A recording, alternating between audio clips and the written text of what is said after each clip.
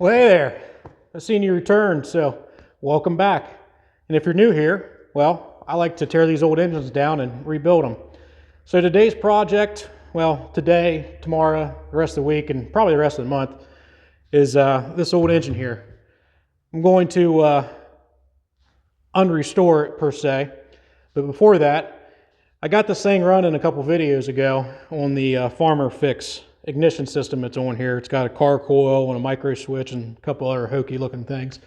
So if you haven't seen that video, I'll link it somewhere up in here. Let you go take a look at that, and then make sure you come back. I'm watching you. Make sure you come back to this, because I'm going to tear into this thing, get it all tore down today hopefully, and start the cleaning process. And like I mentioned, unrestoring, and what I mean by that is this thing's got paint on it, obviously. So what I want to do is take this paint that you see on here off, and I think there's original paint underneath of it. And I'm going to attempt to strip the layer of new paint off, reveal the original, and hopefully have a nice original looking engine. Along with doing that, I got a crack on the head that's going to need repaired. I don't know if I'm going to metal stitch it or braze it or cast iron weld it. I haven't decided yet. It's already been brazed, so I may just braze it again, just so I'm not working with some weird materials trying to weld. And I'm going to put the original ignition back on it. This is the original ignition. So I'm going to put that back on it. So enough of me yapping. Let's dig into this thing. So something I forgot to mention, this thing's stuck again. If you've seen in the first video, it was just a little bit stuck. Well, it's pretty much the same. It, oh, can't lift my leg that high anymore. It gets really stiff. So, got something going on in the cylinder. It could be glazed up or something along them lines. So, we'll figure out what that is once we pull the piston out. But thought I needed to share that.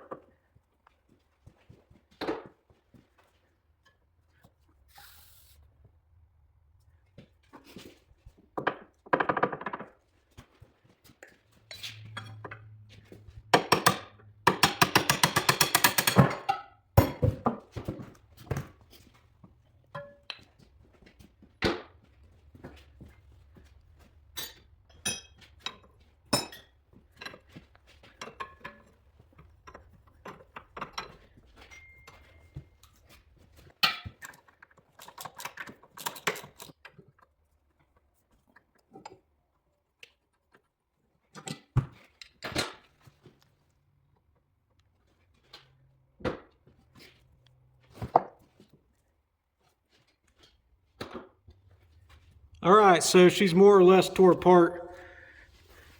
Got pretty much everything off of her I'm going to get off of her. I'm going to wait till tomorrow when it's daylight outside to pull these flywheels off. I'm going to use the excavator to lift them off. My spreader bar, I'll explain that later. Use my spreader bar, lifting the flywheels off, and then once that's off, be into the paint stripping. How exciting. Here's the rest of the parts over here. Not a whole lot to these things.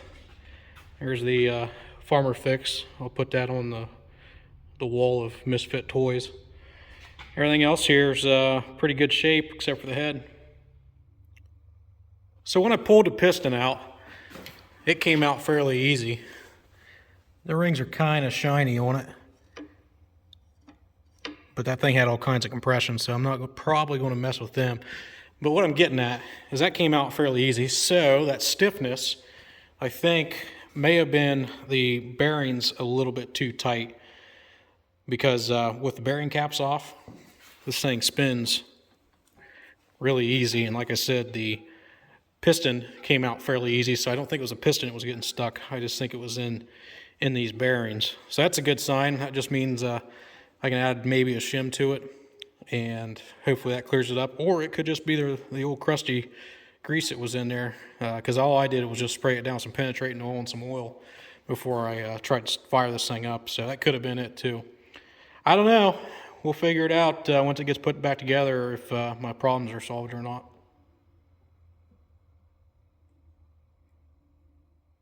So what is everything I took off of here? Well, this thing here, right there is the push rod.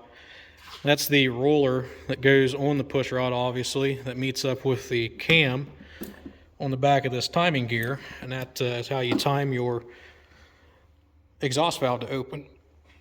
This little shaft here that's protruding, if I can get it to come out, there we go.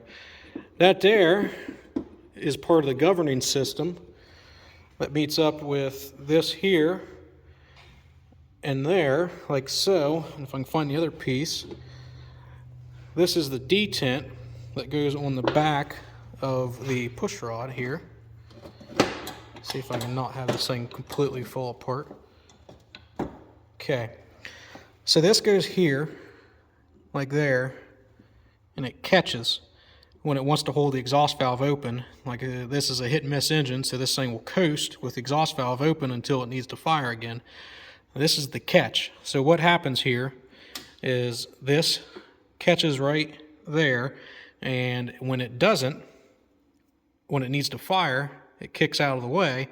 And how it knows to kick out of the way is all this contraption here will be like so, and that rod here meets up with that,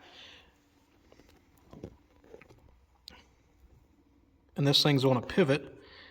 So this rod, as it is right now, is pushed out, would be pushing that thing in, and when the governor is telling it that it doesn't need to be in, that rod goes in. Whoa.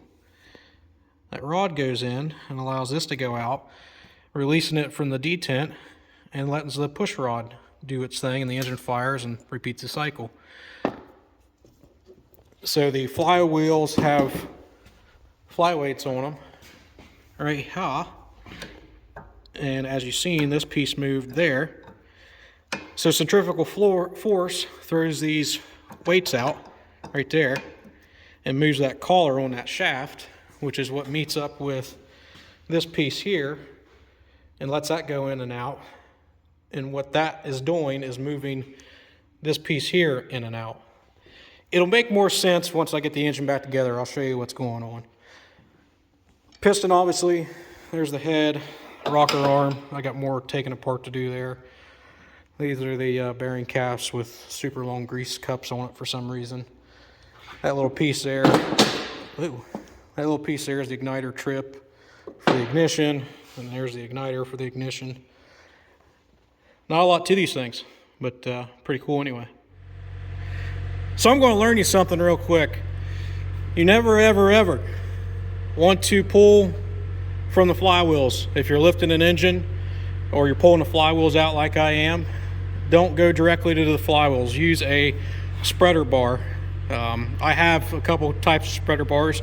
This is just a chunk of wood, but I actually have a little manufactured one there that I use for a little bit wider stuff. It didn't work on this application, but you don't want to lift from the flywheels with chain, straps, whatever.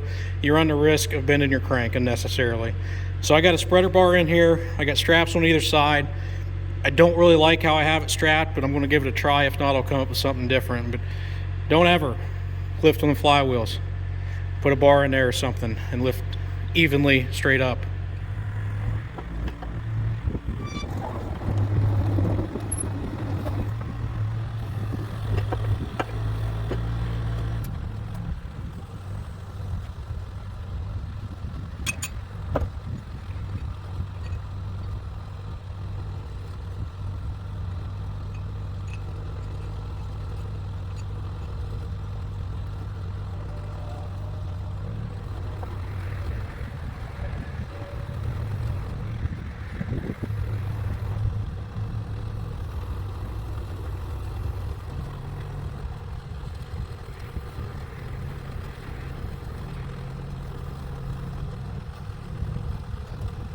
So we're going to get into the cleaning.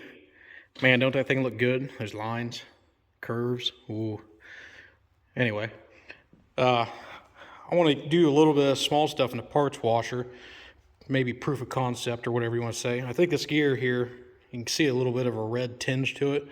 I think that's got some original paint on it. So I'm going to throw it in the parts washer and see if I can get that cleaned up. And I know I've mentioned this in other videos, the importance of cleaning these parts. Here's a prime example. Look at that. Look how ugly that is. That's got some oil on it and it's turned that rust into a paste. And that thing, if it stayed like that, as you can tell it's even on there. If that thing stayed like that, that would wreak havoc on any surface that was spinning. So it's always important, even if you get the engine running, it's still important to tear the thing apart, get the little parts cleaned up, be further ahead in the long run.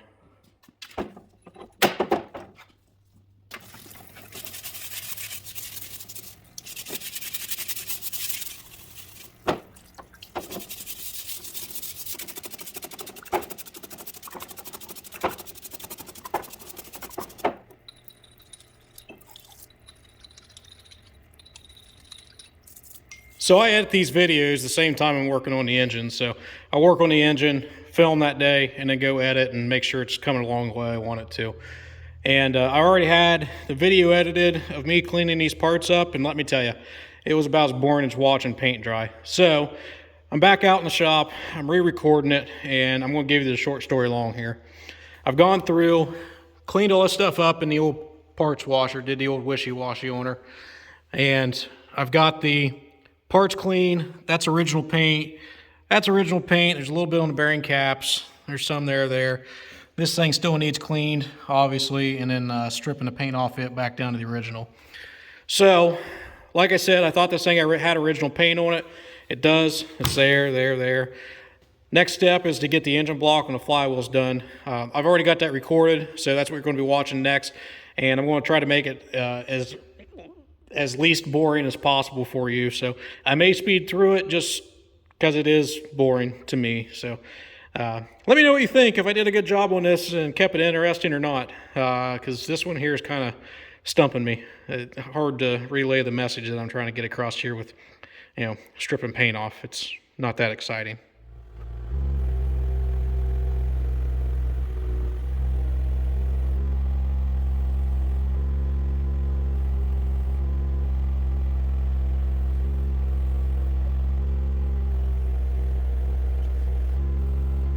So I'm starting to lose some daylight, but I'm at least going to try to get this thing sprayed off with some degreaser, let it set and dry, and then tomorrow hopefully the weather's nice, and start using some of the easy off and see how this thing goes.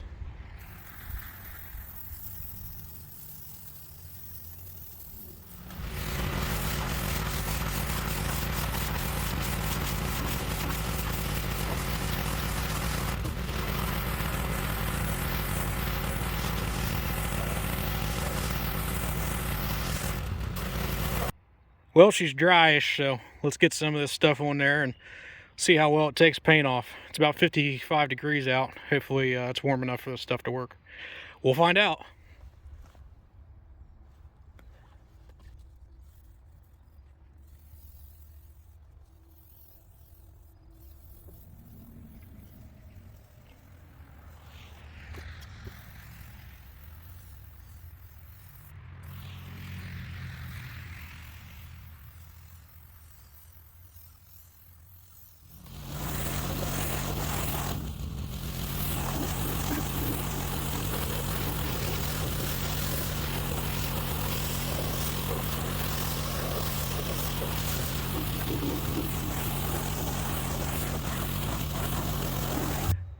Well, it took a layer off, but it looks like there's still a layer to go.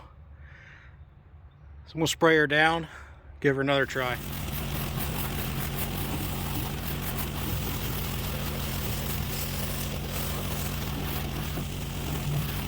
Well, I think we might be getting somewhere, but this is attempt like 5 now. So I'll check back in with you when I got some progress that I think's good.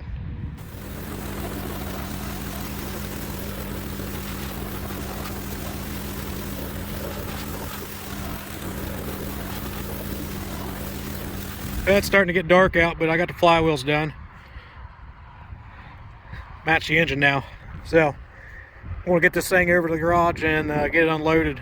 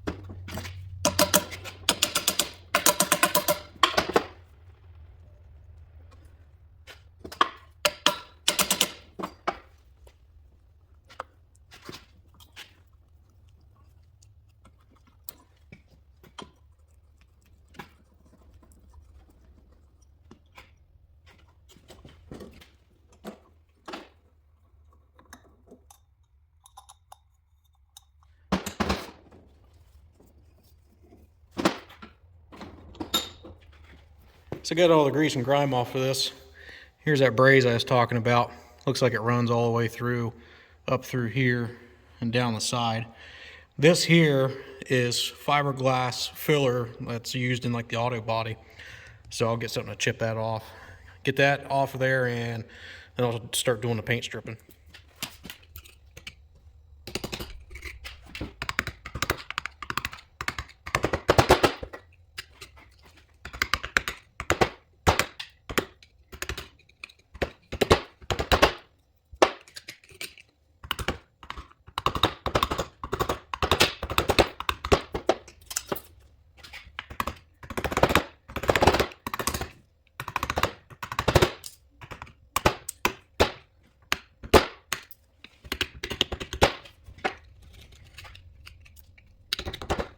Quite the repair there. Definitely ugly.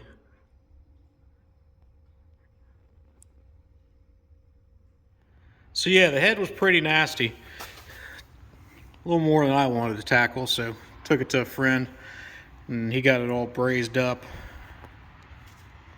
Should be good to go, but in the process, the paint that was on there has now been burnt off. So I'm going to try to color match.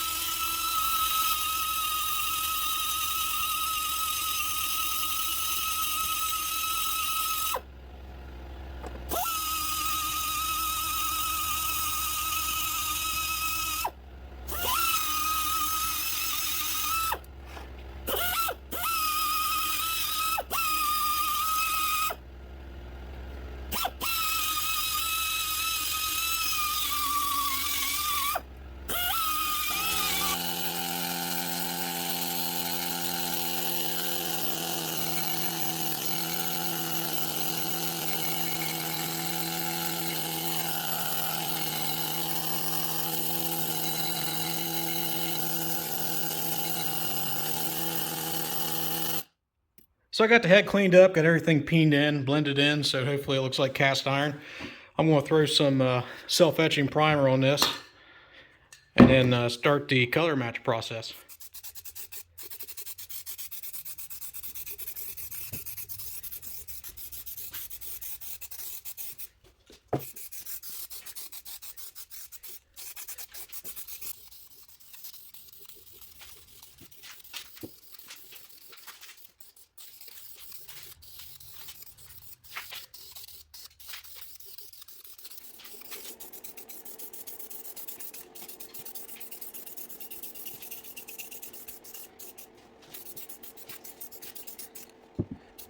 So there she is, got some paint on her. I already started to age it a little bit. I'm going to take a bunch more paint off, try to get it to match, and hopefully it will turn out pretty good.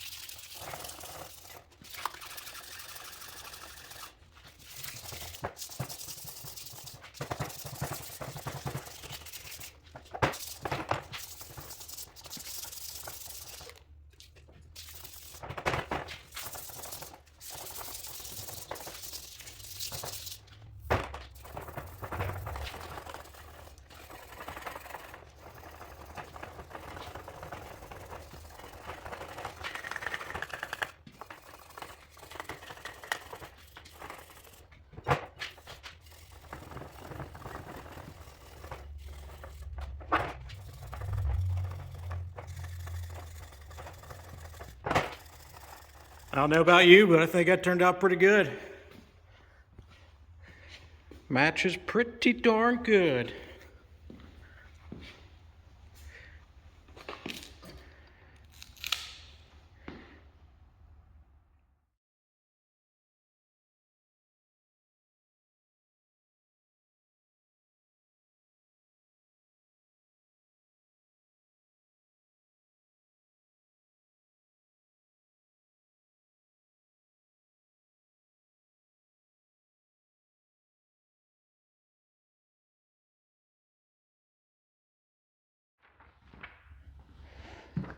So I got the engine all stripped off and got the head color matched, got the head repaired. You've seen that. Matched to the engine, thinks it turned out pretty good. But I got one more little painting project to do. If you look at the old ads for this Galloway engine, it said Galloway on the side of the water hopper. Well, obviously this engine doesn't have it on there, and it doesn't appear that it ever did. But that's not going to stop me. I want it on there. I'm going to make a stencil using this. This is the correct, should be the correct lettering for this engine. So I'm going to take this and some contact paper and make a stencil. Hopefully the contact paper will stick well enough that I can put the Galloway on the side of the hopper on both sides. And we'll get the lettering on the hopper there like I want and make it look all nice and fancy schmancy. So what could go wrong?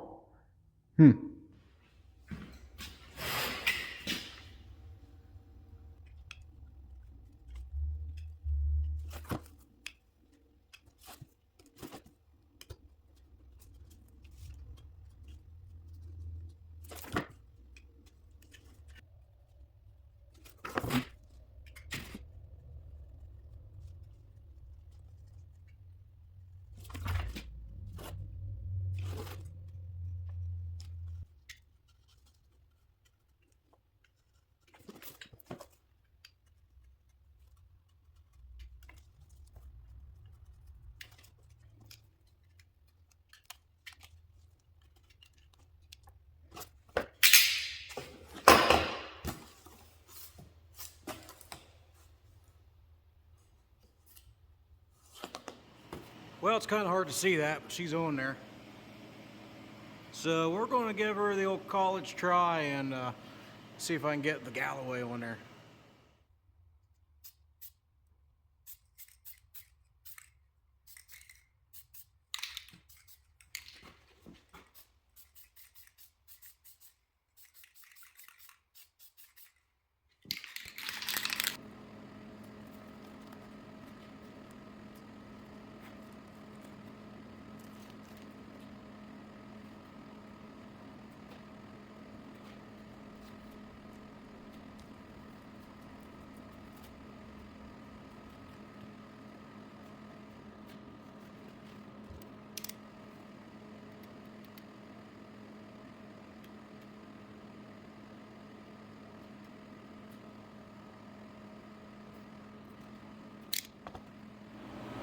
Alright, so I ain't gonna lie to you. I got a little impatient here on this other side. And she's a little rough around the edges, so I'm taking a good old Q-tip here and cleaning her up. But the other side didn't turn out too bad. So I gotta make the other side match this side. I think I'm gonna call that good. I got her aged the way I wanted. I got that color, the dirty look. I'll spray this engine down with WD-40 and get everything to match. You know, it'll all kind of have the same sheen to it. But I'm happy. I like it. And I was able to clean that side up with my impatientness. And it turned out all right. Well, I feel it's necessary to give you an update on what's left here that I got to do to get this thing back running. A little nitpicky stuff here, clean the surface rust off all these surfaces, you know, in there. I'm going to clean the bearings up so I can get the flywheels over there back in.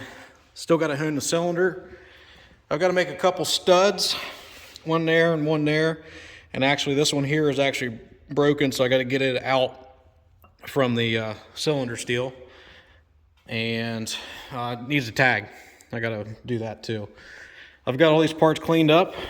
And if you look here, rings should not look like that. You shouldn't be able to see yourself in a ring. So that may have something to do with this getting stuck so easy in the cylinder. Along with, I noticed on these bearings that this connecting rod bearing was really tight. So I'm probably going to have to shim that, assuming that this thing isn't egg-shaped real bad. And try to tighten that up correctly with some new shims or something like that so it's not so tight on the crank. But I got to replace these. I've got new ones. That's what they should look like. They shouldn't be mirrors. Like I said, the rest of the stuff's cleaned up, so I got to do that. I got to do this and what I said on now, and should be able to start getting this thing running. So I'm going to go make my studs for there, and I got to make one for back there, and I'll catch up with you in the putting back together process.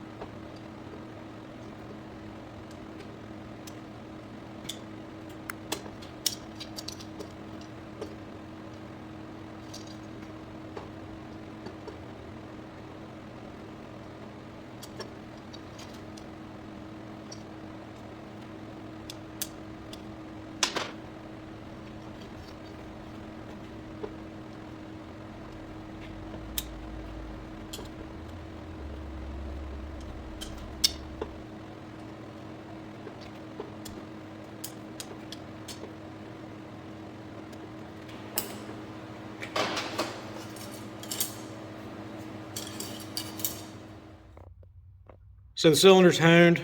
Some pitting came through from where what it looks like is where the piston may have sat for a few years before somebody restored this thing the last time and created that pitting on the bottom and up along the side and whatnot. To the touch, it's not bad. It looks a lot worse than it is here on the camera, but I do have a couple little spots, particularly that one there. It's kind of deep. I may do the quick fix and throw some JB Weld on it just to kind of smooth it out. If you really wanted to fix it to the correct way, would be to sleeve this engine, which would be a matter of taking it to the machine shop, boring it, and then pushing the new sleeve in. For what I'm going to do, that little bit of pitting's fine. It's not like I'm going to use this thing a bunch. It's not going to hurt anything. And if I go the cheap way and do some JB Weld, I can fill some of those deep ones in, and it won't hurt a thing.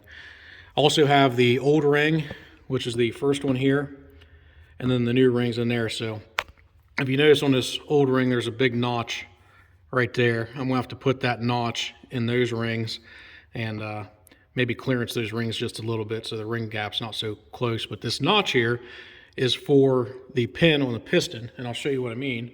This piston has pins right here and in every ring groove. There's another one there, and then the other one's somewhere on the other side. But what those pins are is to keep the piston rings from rotating, spinning in there, and keeping them from preventing lining up in a straight line and being able to let compression pass by them easily. So back in the day, they put a little pin in to hold the piston ring in from spinning in that groove. And that's what that's for. So I'll have to modify my new rings to fit this piston. So I want to give some credit where credit's due. I didn't think I was going to get a gas tank or gas tank mount for this engine, but John Wanat and Sons make these gas tanks for all these old hit and miss engines, and he actually had one of those sitting on the shelf. So I was able to acquire a gas tank, and then the piece I really didn't think I was going to get is this casting of a original gas tank mount. This is a recast of an original, and they're hard to come by because a lot of these were broken or the engine didn't come with it.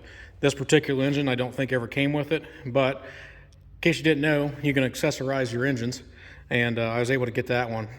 Jeff from Prairie Classics knew I was looking for one, and he reached out to me, said he had one, and sent it my way. So thanks to him, I've got one now. So I'll link in the description of the video the contact information for both these guys. That's kind of their business. So if you're looking in the engine hobby for gas tanks, I'll get a hold of John Wanat.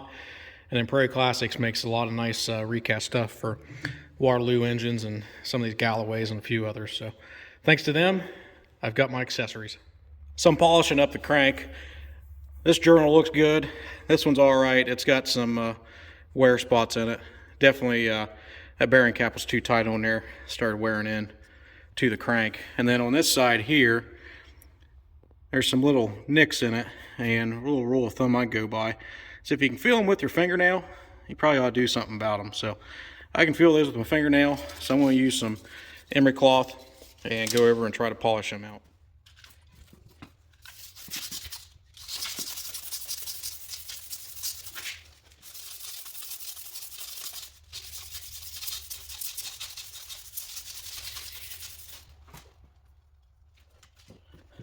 Well, that took the high spots out of it, and that's really all I was aiming for. That way I didn't tear the bearings up when I put them back in. So I got the shaft cleaned up. The best I'm going to do by hand. So it's getting to be time to set the flywheels back on her.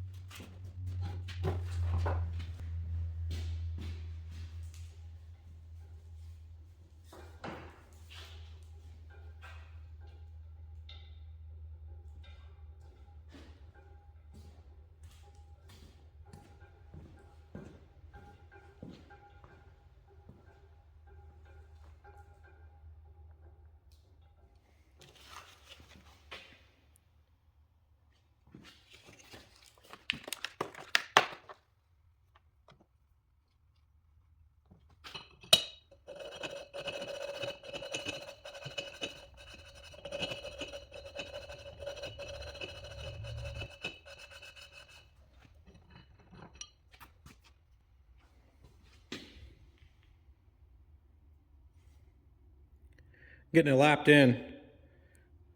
I already had a good seat before, so shouldn't be too much of a problem getting this thing seated back in.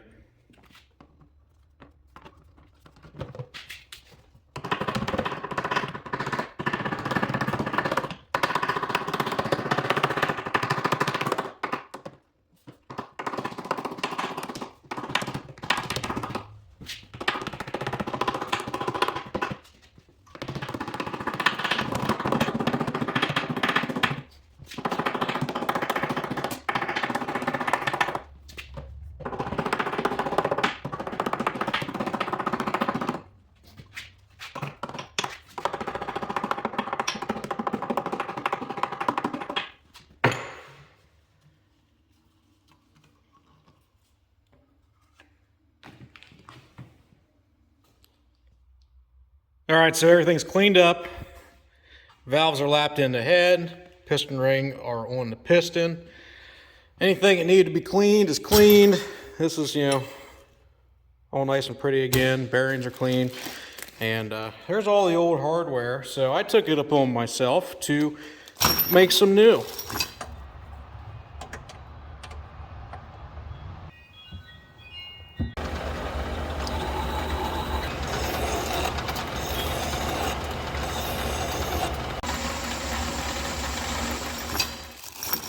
So we're going to put this thing back together with all new nuts and bolts and pins.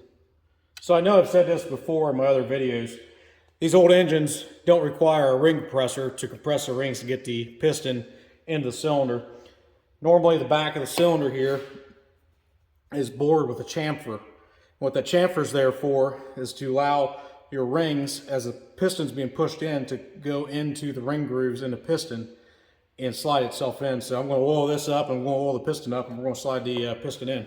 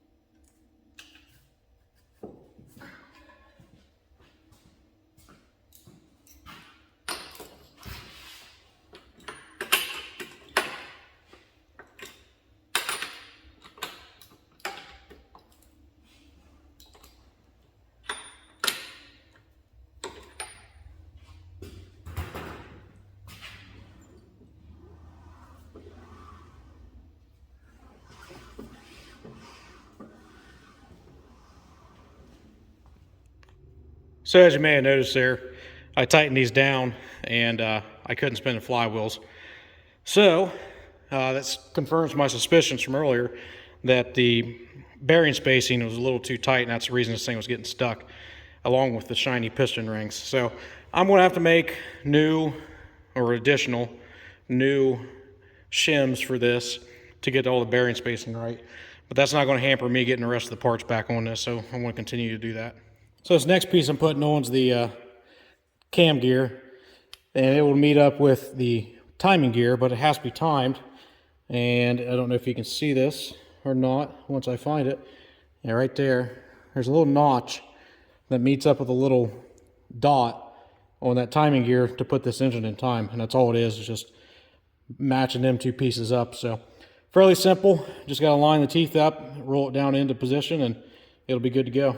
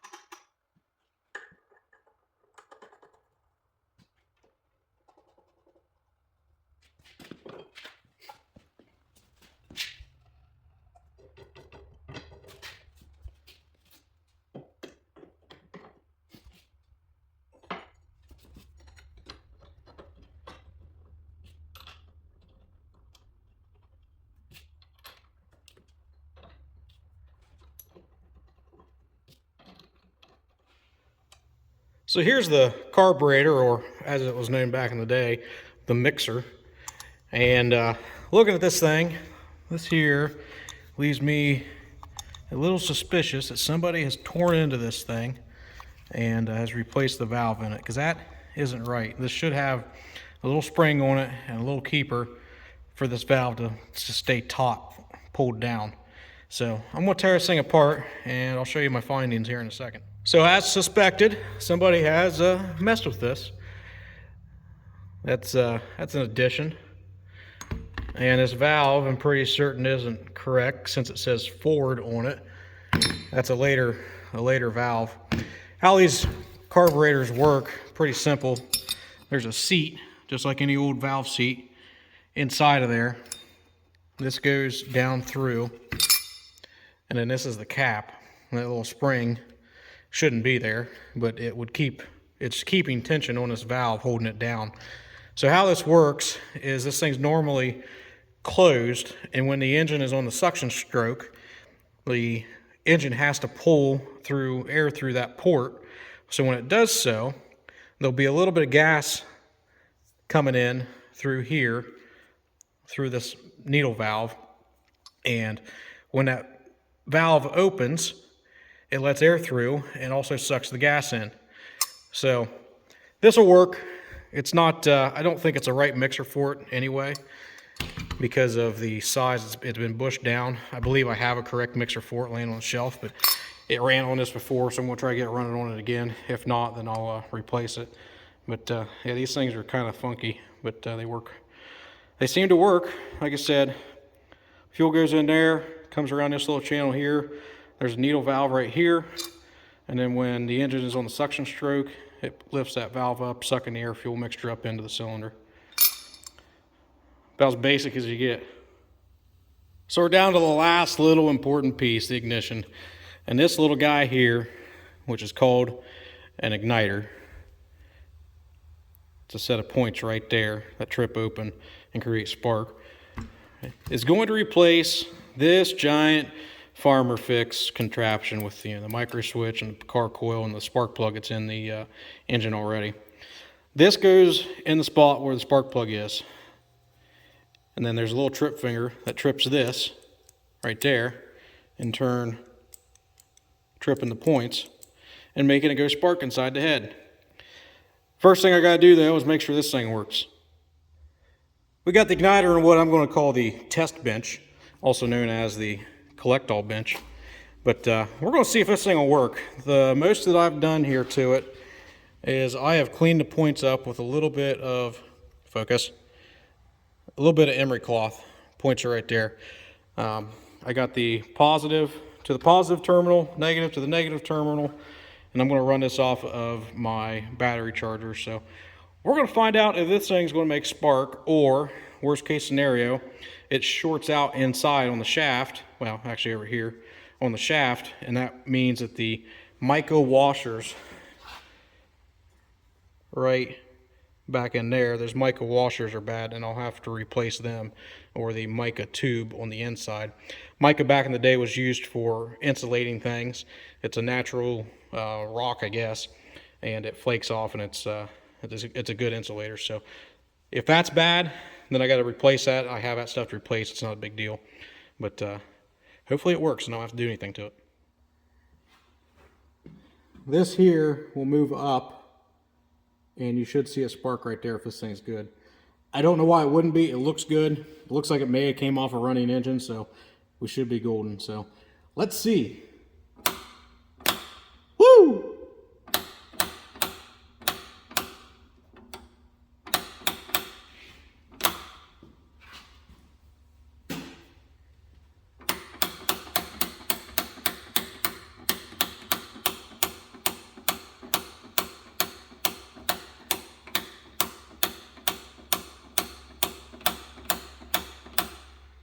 She's good. I had a little bit of dirt on it there at the beginning. That's why it wasn't firing from me filing it. But that's what you want to see. So I'm going to get a gasket made for here and get this thing in the engine, and I can start firing it up so I can start seating the rings.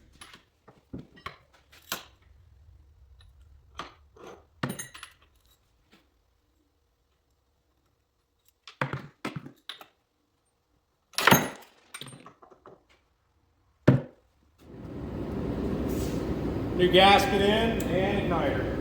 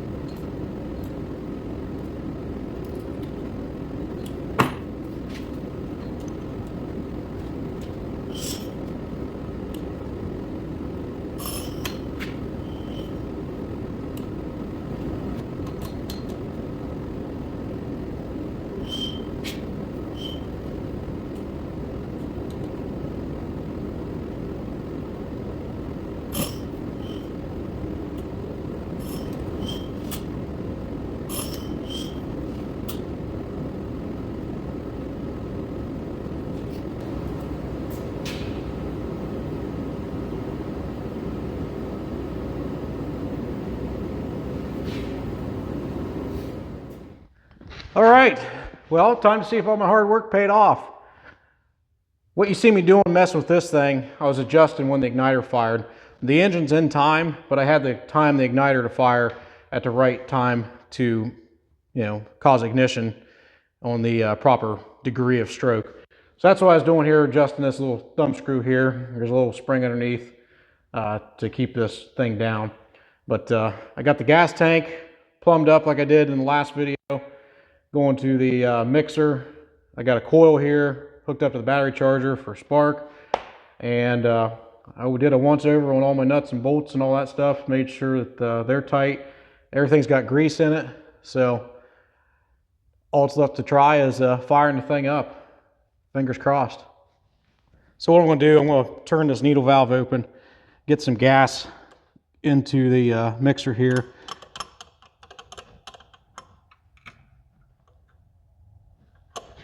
Might need to lift this up. There we go. Gas in the mixer. Most important thing is spark. So I need to turn that on. And we'll get some gasoline sucked up in her. She should take off and run.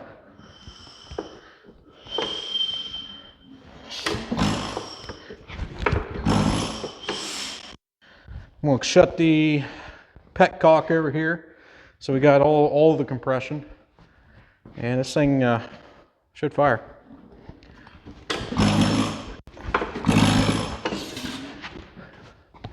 Plenty of gas.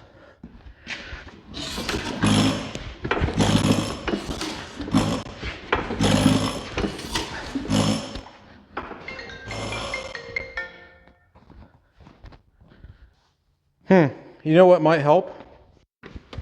If I plug the battery charger in. I bet you that might do something.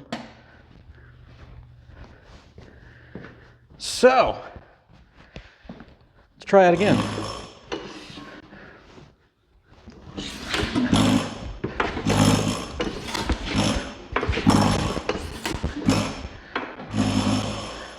Good chance she's flooded.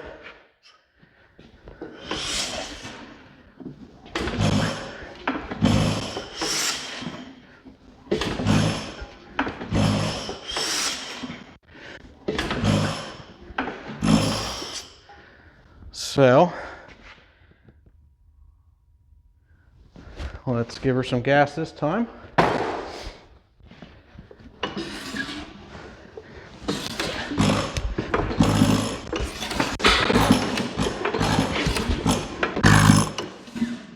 Got a little pop out of her.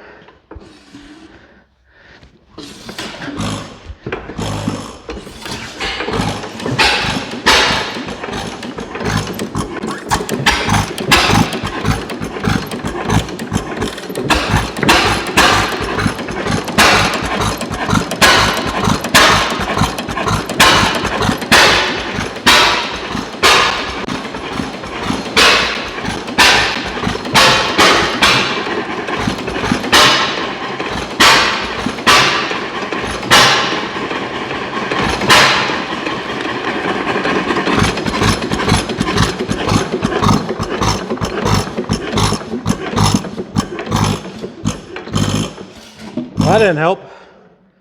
My little penny fell out.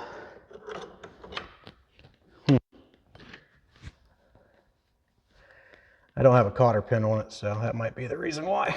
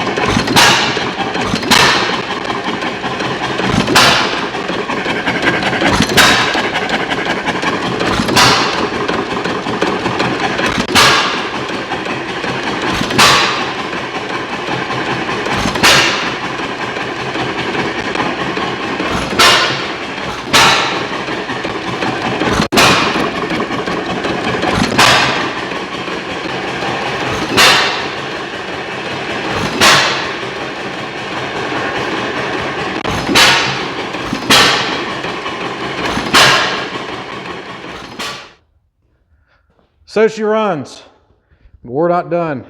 I got to take this thing outside and let it run for a couple hours, get the rings, the new rings seated into the cylinder. Still need to put the gas tank on and the gas tank mount, which I may or may not have broken the ear on. Yeah, nice new mount. Why let it be nice? so that may or may not be getting repaired. I'll have to color match the paint on that mount like I did the head, plumb the fuel system up when it's still, and the main thing is I want to get it running slower. I like these old engines to run slow. It's just me. So I'm going to slow her down. But while this thing's outside running, my little bit of OCD that I have, I'm going to clean this shop up because it's a disaster. So I'll check back in with you once the rings are set and some of this other stuff's done. We'll get it slowed down after that. And last thing I want to do is put the tag on. I got a reproduction tag. I'm going to do something kind of cool with it. I don't know what the serial number on this engine was originally. So I'm going to take the subscriber count that's on my channel and make that the serial number. Be kind of cool, I thought. It's not going to be anywhere close to what it should be, but hey, it'll make people ask questions. So, yeah, I'll check back in with you here shortly.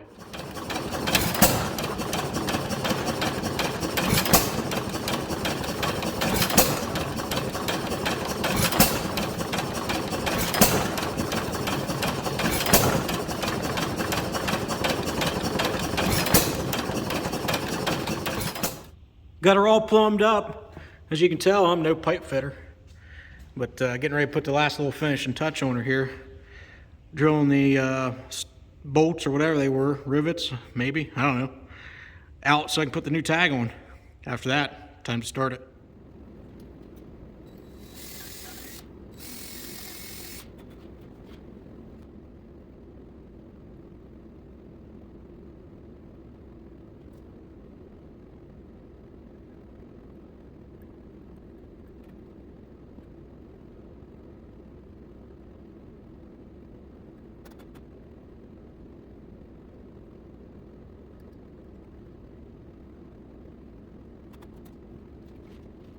So like I said, here's the last thing I'm going to do. I'm going to put the numbers into the tag here, and the serial number I want to use is my subscriber count, and that just happens to be 6369, so that's going to be the serial number for this. It's not right, but hey, whatever. I got a little bar here to put my number punches up against, like so I can keep everything in line, and yeah. Here we go.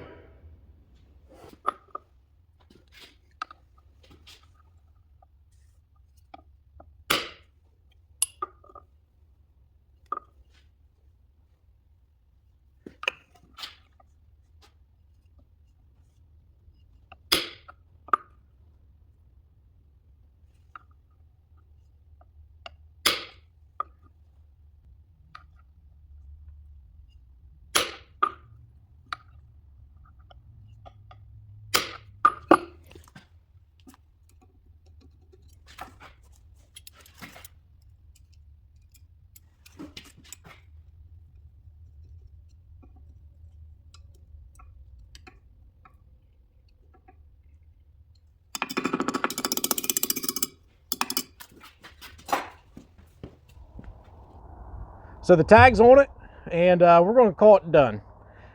I did take some time, a little bit of tinkering to get the thing slowed down, and it does run pretty nice, and I'll show you that here in a second. But before that, I'm going to do a little shameless plug.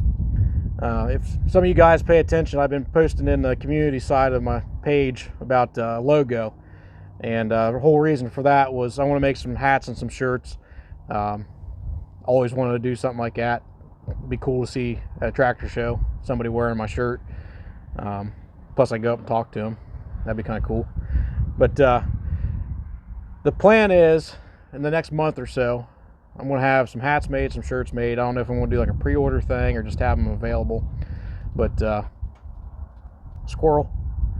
But yeah, so keep a lookout. I'll probably post another video here shortly once I get the get all that stuff ironed out, no pun intended, on how to purchase or pre-order, something like that. So enough talking about that. You know, shirts, you know, if you don't like being naked, buy one of my shirts. There's my pitch.